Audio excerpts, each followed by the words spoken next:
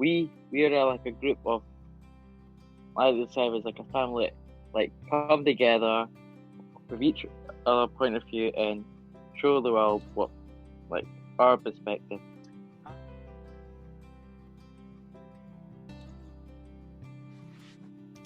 It sounds so simple, but in actuality, it's a lot more complex when you actually put it into practice.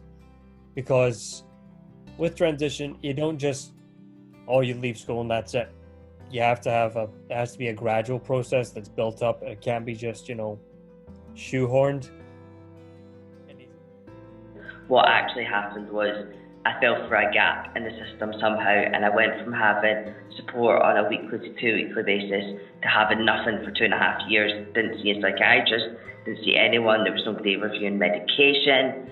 So it became at this point in life where it was like, if I have an issue, where do I turn?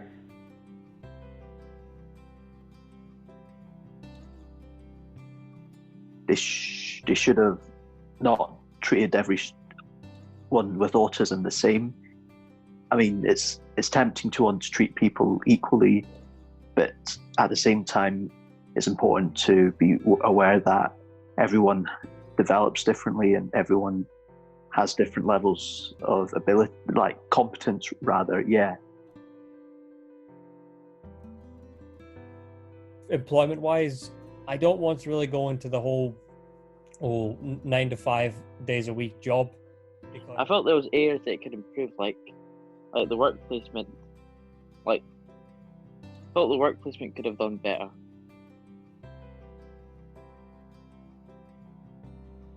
Transitions don't just stop between school, between college, and all these things. Transitions happen throughout life in all areas of your life. It's not just happening in these neat little boxes.